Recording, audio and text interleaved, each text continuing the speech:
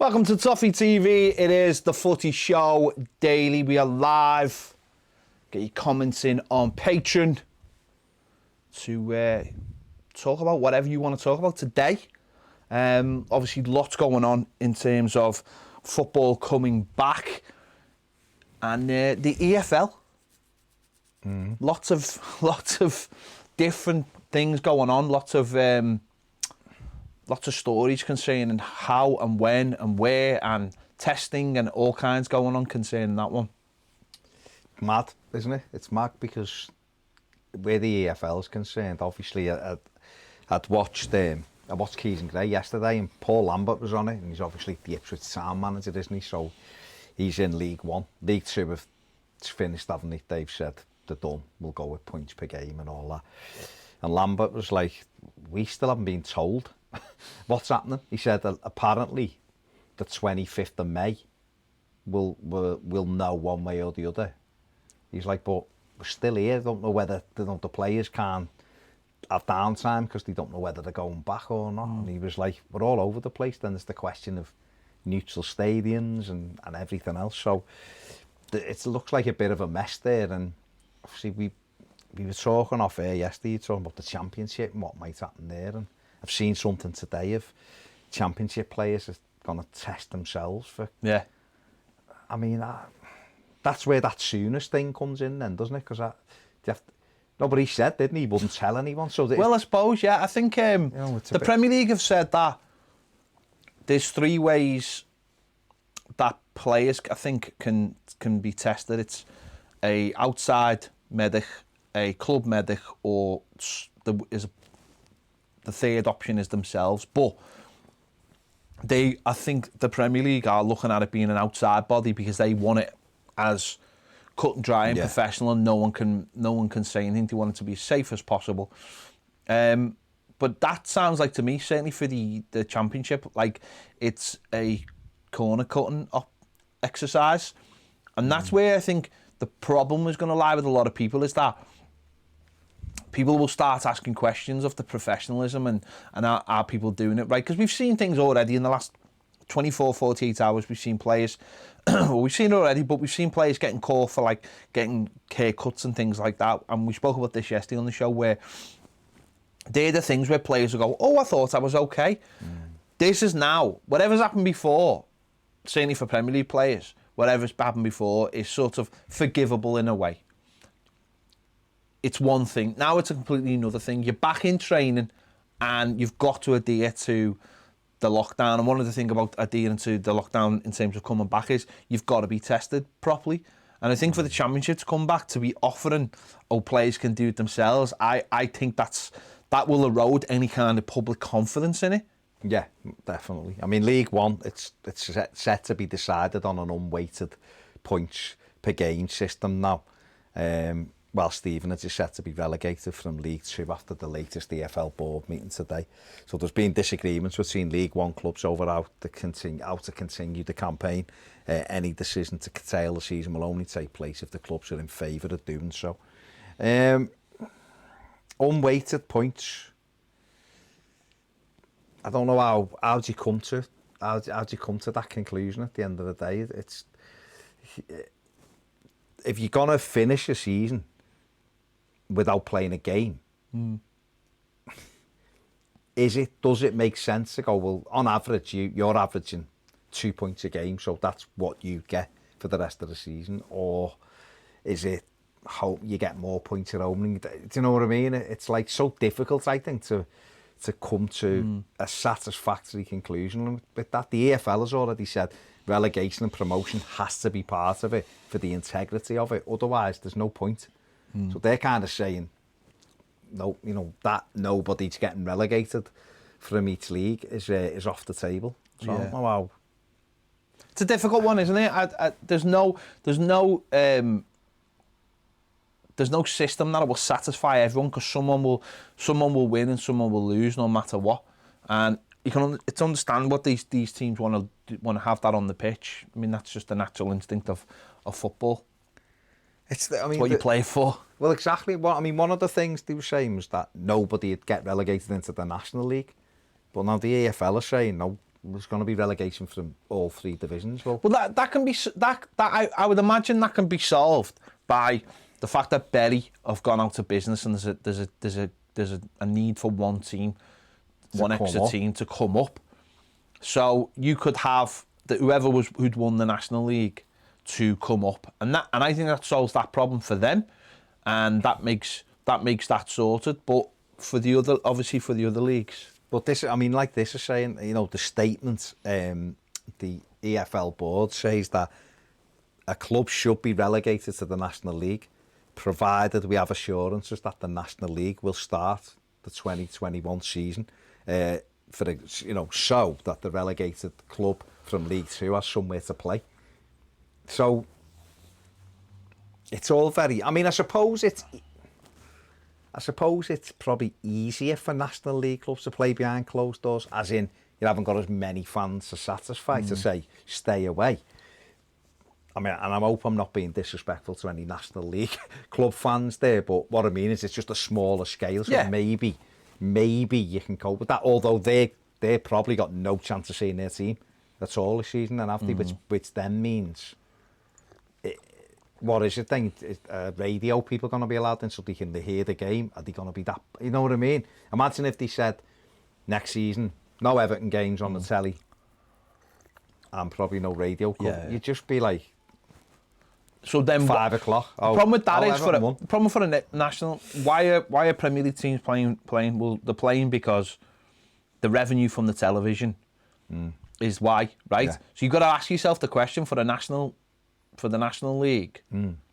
If there's no revenue coming in from TV, which there wouldn't be anyway, and there's no revenue coming through the turnstiles, then what's the point in playing? But there isn't, because you're just endangering people, aren't you? Exactly. You're playing. We know that there's a risk.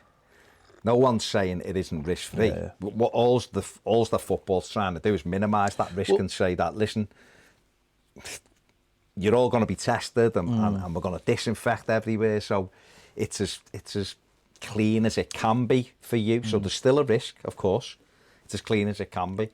But we're doing all this because of the money. Yeah, and then... Whereas for the National League... The National League, all it would be is overheads.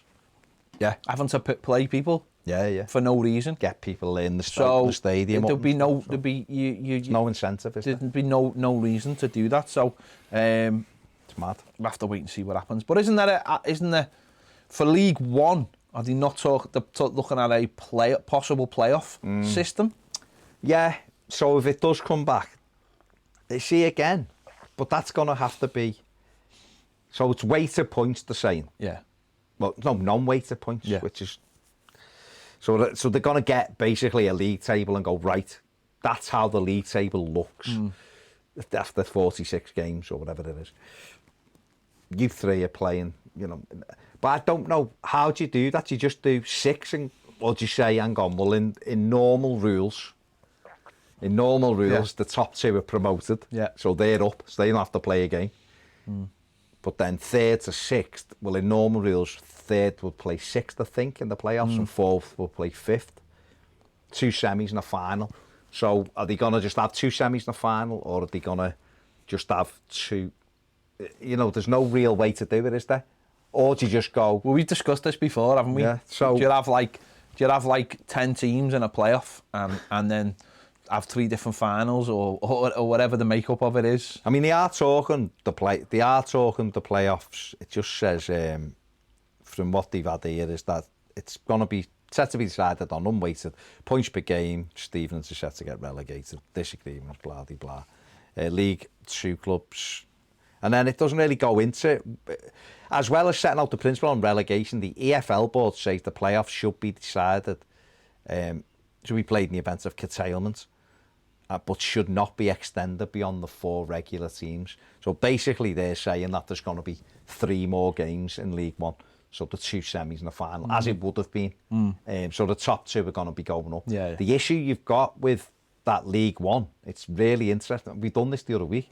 Is that Sunderland, who are currently outside the playoff places, are 1 point behind.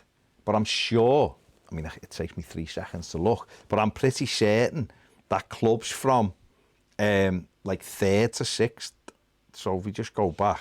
Well, we've got the likes of Fleetwood, haven't we? And teams like that have all got very similar points. Yeah, it's not going to show me because I went on the thing. But the league is literally separated by a couple of points. So with a weighted system, you'd have to see how that plays out. But I mean, currently Coventry are top on 67 from 34. They're going to come up, got a game in. So that's right, they've won it by a bit. And Rotherham are second, 2 points ahead of Oxford. But then you've got Then you've got Oxford, Portsmouth, Fleetwood, all on 60. So third, fourth, and fifth 60, and then you've got Peterborough, the final playoff place, on 59. Sunderland on 59. Wickham on 59. So, and then it drops down to Doncaster, who 5 points behind. So you've essentially got 1 point separating third from eighth. So. Matthew Barry says unweighted is likely to be a total points divided by games rather than working out home points and away points. Yeah. So it's people aren't going to be happy though, are they? No one's going to be happy, but that's the problem, isn't it? And that's why football governing itself is an issue upon itself, because if you go to like the French league, the government took this off the table. Holland, they took it off the table. Belgium, they took it off the table. They obviously at the top level, this came out with the simplest way. Different ways. Scotland have done it as well. And we spoke about this. These are the countries where the financial aspect from the TV money isn't a major problem. It doesn't define their countries. And that's where this country is, you know, we're talking about League One, but we're talking about someone like Sunderland, and Sunderland are a big team, and they're trying to get back to the promised land. And the Championship is, again, it's almost like, again, it's the Championship. It's trying to get the big prize at the end of it. And they're all striving for the Premier League. And because the Premier League is so, the financial implications of getting there are so huge that the ripple effect going down is massive. So a team in a League One will be thinking, you know what, we could be in the Premier League in 2 seasons if we do this the right way. There's no reason why. So they look at it like that. Sunderland will be sitting there going, their owner will be thinking, I'm ambitious, I'm going to put money in. If I do it the right way and we get on a run, we could get there. And that's why they will go fighting for it. Whereas if there wasn't so much money in the Premier League, Sunderland just go, we'll try again maybe not Sunderland, but another team. We'll just try again next year. We've got a good team. We believe in everything. They look at it going, well, we haven't got money, so we've got a good team. A Championship team will just pick our players off us. And that's what we've got now. That's what we've created, sadly, in this country. Steve Kelly says, just wanted to know your thoughts on what has happened in the EFL today. Do you worry for that level of football now? Well, I don't worry for teams like Sunderland, because I think they're a big club, aren't they? Ipswich Town are a strong club of being in the Premier League and being successful in the past. You know, you're looking at teams like that. They were in there, Coventry City, you know, we're a Premier League club. No, but they've got big support. You worry but can they sustain what is needed? I know it's the problem with someone like Sunderland is Sunderland have got a fan base that wants more and more and more all the time. That means that you're bringing players in who you're given by the level you're at with like good contracts. We've seen that in the documentary. They're not cutting the cloth as League One teams. They're cutting the cloth as we want to be Championship teams. And if you don't get back within a couple of seasons, I mean, this would be, you know, this if they don't come up, this will be what, their third season? Next season. Third season in League One.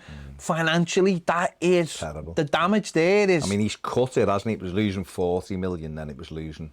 But that was 30 million. He cut it from being a Premier League team. Yeah, no, I know. He's going to have to get himself back into. And then that problem with that is then you're trying to bring people in and you're just trying to bring them in on the name. But aren't a lot, and we touched on this before, but aren't a lot of clubs now, anyway, after this, going to be having to cut the cloth accordingly.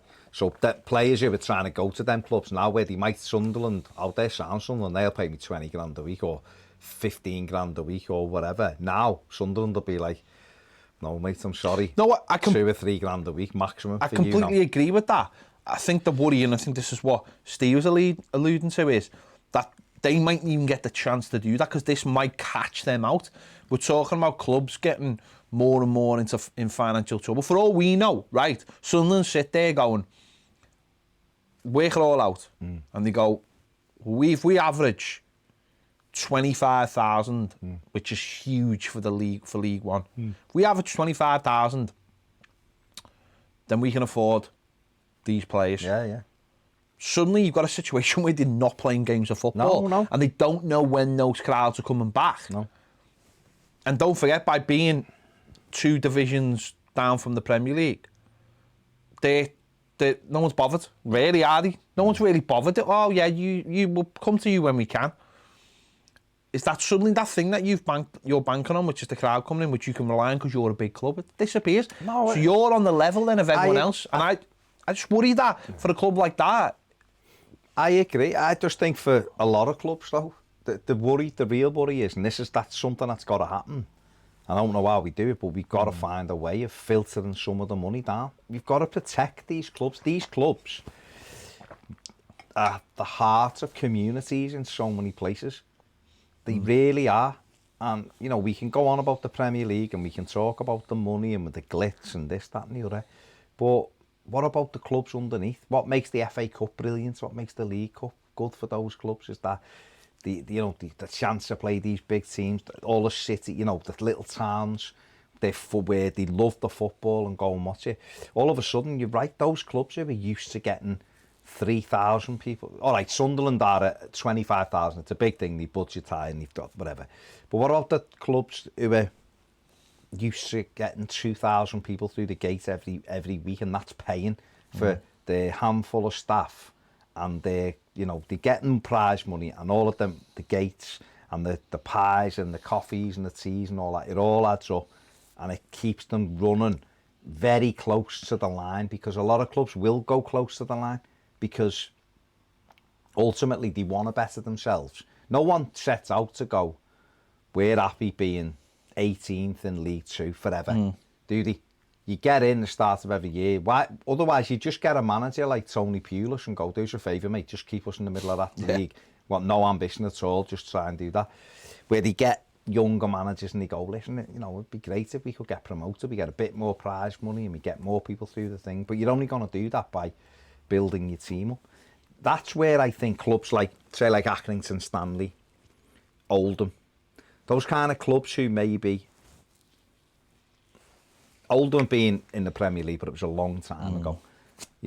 I think they're a club now that are happy to survive, be a community club, develop players and pass them on. Crewe are another one. I don't think Crewe Alexander look and go, want to be in the Premier League. They might want to, but I don't think they look and go, and they're the clubs that I think are ripe for a plucking almost for other clubs, for like Premier League clubs, because I don't think there'd be that crossover. I find it, sorry, I know I'm jumping ahead in my mind, but I'm looking at ways that you could potentially save those clubs. Rules would have to change to be able to do it. But having tie-ins with those clubs, I think, would work with the clubs who are happy to be where they are, kind of thing. But the clubs, like you just said, like Sunderland and that, they'll be thinking themselves, we're a big club, we need to get back into the Premier League. But it's how for the next 12 months they survive. I look at those teams and I think for some teams like Oldham and Accrington Stanley, they can almost like hibernate in a way. I worry that teams like Sunderland can't. Do you know what I mean? Or even those like, that's a massive gap there, by the way. How many do you think we'll lose? Say there's no fans in football stadiums till next February, March. How many clubs do you think will go to? We saw Bury go to the wall, basically because some tosser took them over and had no intention of doing anything. But we saw them go to the wall in August. So I think, know what I would say though?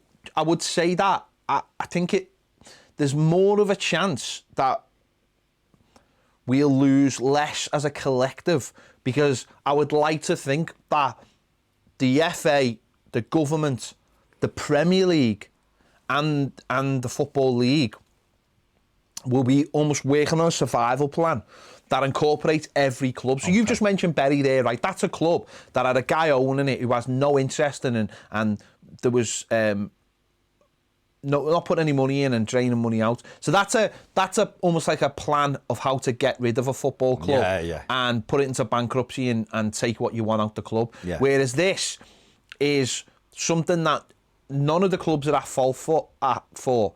And if there's a plan in place, a structure of how we can look after these clubs, and just keep, almost like, it sounds stupid, but you're almost like furloughing the whole of the Football League, in a way, below the Championship, so that they're all looked after to a point that they can keep playing, and anything that the thing that they're missing, which essentially is the crowd, they can recoup that money in a different way. And that just comes from, for me, everyone just pulling their weight, and the Premier League just giving a little bit more money to everyone. And we spoke about this last week, where it's like they need to get rid of the parachute payments and start distributing that money evenly across those 3 leagues rather than across 3 teams.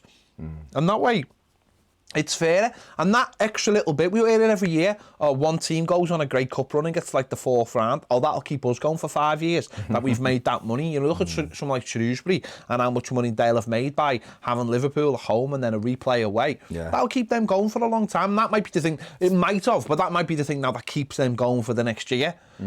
So if we can, as a big organisation, the one football family, can look after everybody in this time of need, then I think it might actually be less than just poor management of individual football clubs. But that's if we work as a collective. Yeah, we shouldn't be snobbish and go, well, they don't matter because they're not in the Premier League, because that's not what it's about. Kane says, will we see more players back in our training when we go into phase 2? Interesting to see Kante training yesterday, and then afterwards saying he won't train again. Well, this is something we wanted to talk about, wasn't it? We obviously had Troy Deeney. We spoke about Troy Deeney yesterday, and we had Danny Rose come out saying he did not want to be a lab rat for football, essentially.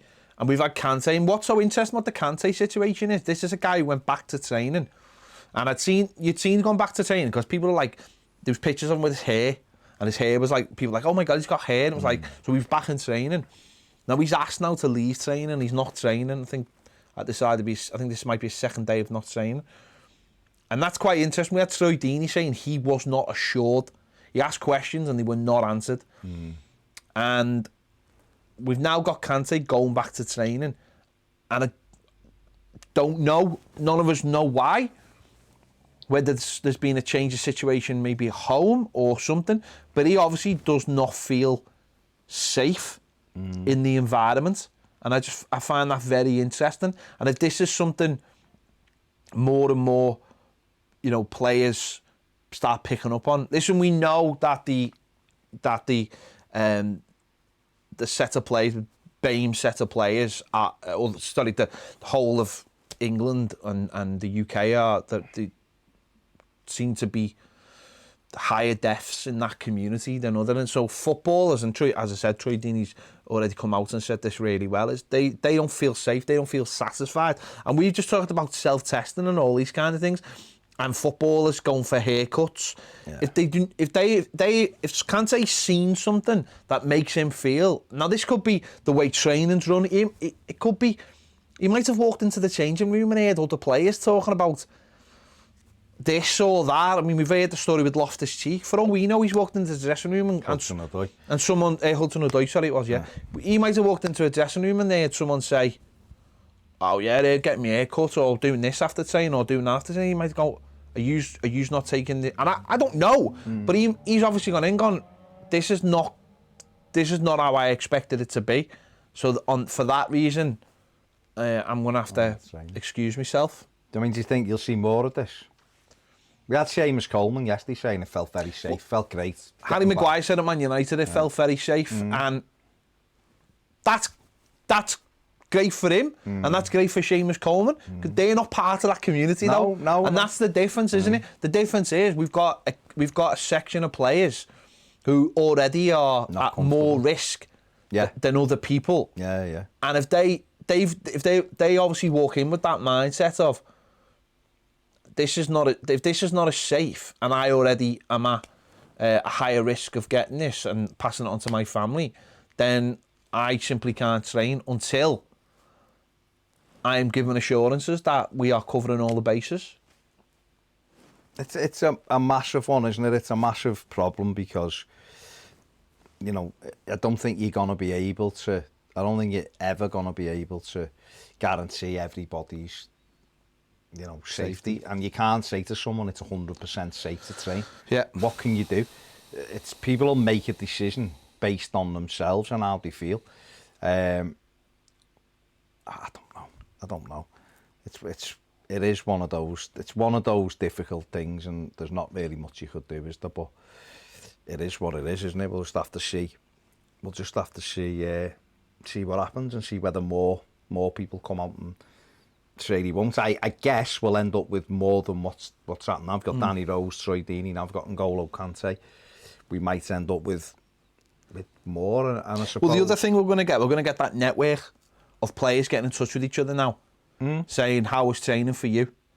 How was training for you? What did you make of this? Oh, we were doing this, we were doing that. And if there's a universal theme amongst the players at the different clubs up and down the country, then you might see almost like a unionisation of those players. And if they don't, because what I would imagine is if they don't feel safe in training, they might be thinking, well, how safe is it going to be when we come back to playing games then? If I don't feel safe now at my club. And I think that'll be the interest in the next thing. Yeah, absolutely mad, isn't it? Again, what can you do anyway? What can you do other than we just have to follow the story, and it's going to change as we go through, isn't it? The other story today, which I thought was really, really interesting, was Jordan Ibe at Bournemouth. He is definitely leaving on the 1st of July. So he's basically the first player to come out. We've seen Chelsea yesterday given year extensions. I think they basically part of the contracts anyway for Caballero and Giroud. So they're definitely staying. There's 2 of them. We don't know anything more about Willian yet. But Bournemouth have got 10 players who are out of contract on the 1st of July, and he's the first one to come out and say he's definitely leaving. Now, there is a situation where he's under investigation at the club, so maybe he feels like he's been hung out to dry a little bit. Or he's already got someone lined up. But if more follow at Bournemouth what he's done, they're going to find themselves in a hell of a lot of trouble. Yeah, they're right in trouble, aren't they? They're hanging on at the bottom. You know, the second bottom at the minute. They need to win games. They've got, you know, Ryan Fraser's a massive player for them. He's another one out of contract. He's not come out and said he's not playing, but he's one who's out of contract. They've got Artur Boruc is obviously the reserve keeper. He's out of contract, and Steve Cook's out of contract. So they've got Andrew Sheringham. They've got players who are in their team and playing in their side that are all out of contract. So, and obviously Bournemouth don't know whether they're going to be in the Championship or whether they're staying up. So I suppose transfer negotiations or contract negotiations rather are quite difficult. Do you look at it and go, well, it's someone else's opportunity? If you're young lads in the youth team, but then are they going to be training? Because a lot of academy and 23s have been told that their season's done. So it's a real thing for Bournemouth, a real worry and a concern. And it'll be interesting to see what why this has actually happened, and we might not get to know that. I mean, you know, there could be obviously many different reasons, but there could be he might already have been tapped up to sign for somebody else and is protecting himself, because don't forget, these clubs can essentially sign these players for an extra month now. You know, they've been given that. That's what I'm saying. They've been given that dispensation that they can sign the players for an extra month. So the players themselves, there's no reason why for someone like him he could just go, well, I don't mind taking that extra month. I can't really go anywhere anyway in that time. So it's going to be interesting to find out whether it's because he's already been tapped up by someone, or it's because he feels like the club are not supporting him, or something like that, or the club have made it known to him that he was going anyway, and he's just like, well, if I'm going anyway, I'm going. I don't care what happens to you, you know, which sort of makes doesn't put him in the best of light for whoever he goes to. So he's got to protect himself, though, hasn't he? I guess it's going to be really interesting to see what happens though with Bournemouth from now on, to see whether how many more, if any more, follow suit, and how many players around the league follow suit, because this is again something that we're not aware of yet. Who is going to be staying? You know, we know for like Cuco Martina and the ass at Everton are out of contract. Are they needed? Do we care? Stecklenberg as well. Well, they are, but I think with someone like Stecklenberg, everyone would go, do you want another month? And he'd probably go, yeah, I'll have another month. Because apparently Stecklenberg wants to stay anyway. He wants a new contract, and Everton are like, we don't really want to give you one. But for someone like Martina and someone like Nias, you know, we're not keeping them. But it'd be interesting, and especially someone like Martin, who's not been used at all, really. I think he had one appearance on the bench. Yeah. Whether Everton say, nah, you can go, mate, you can go now. And, and when those decisions will be made as well, that'll be interesting as well. Yeah, massively interesting. I mean, Paul 123 says out-of-contract players this summer have every right to want to leave. I wouldn't hang around the place I don't want to be. The pandemic isn't their fault. Stephen Cardy wants to know if Ryan Fraser's an upgrade on a Wobie. That's for you to answer. No, it's not. And Willie Billiams Jr. says, will no crowds and playing behind closed doors help Moise Keane settle down for us with less pressure on the young lad's shoulders? I think it'll help him massively. That's for a different show. No, I'm saying. You're mixing shows. It's one of them. But I'm not. I'm just asking you the question. But yeah, so there you go. That's the again. We feel like we're just waiting, don't we? Each day we're getting a bit more information. We're still in obviously phase 1 for the teams, and I guess Germany went through this. A few weeks ago. They had the same thing, and some players wanted to play and some didn't. And we know that there was players out at the weekend. I mean, I watched all the footy at the weekend, and there was quite a few players from different clubs who weren't playing, and some had chosen not to play and didn't want to be involved early on. And we'll get that here, and it's what's important is those players aren't hung out to be like rebels or things like that. We don't demonise these players for not wanting to play. No. Everybody's got their own feelings. Everybody should make their own decisions based on how comfortable they feel. And we take it from there and see how we go. But I think one thing that could really happen is, like, the Premier League needs to come out and make a decision and say it's happening on this date and let everybody know. The Football League, the EFL needs to come out and say the Championship is either restarting on this date or it's done. Even if it just ends up going, we're doing a weighted point system and they're the playoff positions, so that we can say to you, the Premier League, that Leeds are up and Sheffield and West Brom are up, and the third team coming up is Brentford. They're the 3 teams that are up to go into the Premier League. Then it's up to other teams to then argue that, like Norwich, that Leeds didn't qualify, Leeds didn't play to get up. But I think the sooner the decisions are made by the people who are in charge, certainly for the players and for fans, at least we'd all know where we stood, and particularly clubs, because those clubs are at the moment still in limbo. Certainly the League One and stuff. That Paul Lambert was saying it yesterday. They don't know. He's a football manager. Doesn't know whether they're going to be playing again or not. So, yeah, there you go. Going to be. It changes every single day, doesn't it? So, I mean, just the final question. Martin Hennessy says, "How many more positive tests does it take until we decide we can't proceed?" 6 out of 750 we're proceeding. will be not. We're proceeding. They are looking at and just go, there's nothing. We're proceeding. Those tests will go down as well. You hope they'll go down as players get in more secure environments. As we said, we spoke about this yesterday. What you've got to do for me is you've got to tell players that if they get caught being outside, it's a 3-match ban. To get caught, hairdressers, whatever it is. If they're doing something they've been told not to, now that they're in we're back in pre-season training, then it's a ban. It's not you got a quarantine for 2 weeks. It's you're out, you're not playing the first 3 games. You've got to make certain players understand that this is serious, and you can't erode that public confidence in people. That's the key, the public confidence. 2 things, Martin, me calves are that big from footy, and Stephen, yes, the Alps was lovely when we went. How How can you see your calves? You can obviously see them there, can't you? I don't know. No, I don't know. There you go. That's a weird. I mean, I can see them on there, literally. No, I mean, Oh. they're your shins. Shins aren't. Yeah. They're your shins. There you go. There you go. Let us know your thoughts in the comments. Don't forget you can watch this show every day live over on Patreon. The link is in the description. Give this video a like. Subscribe if you haven't already. And yeah, we'll see you soon. See you later.